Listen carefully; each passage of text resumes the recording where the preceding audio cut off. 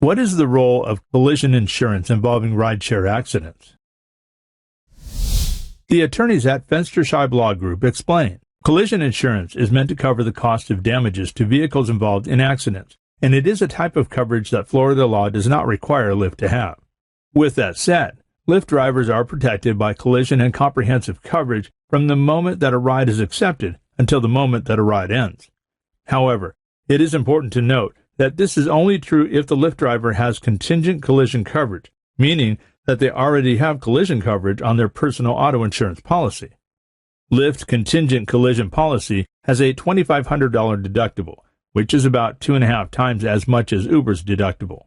It applies even in the event that the Lyft driver was at fault for the accident and covers the entire cost of the repair or the replacement of the damaged vehicle, whichever costs less. When dealing with a rideshare provider like Lyft or Uber, along with their insurance companies, it is important to have the proper legal representation. Your legal counsel will be familiar with the process of dealing with rideshare providers and their insurance companies to help you get the maximum financial compensation you deserve.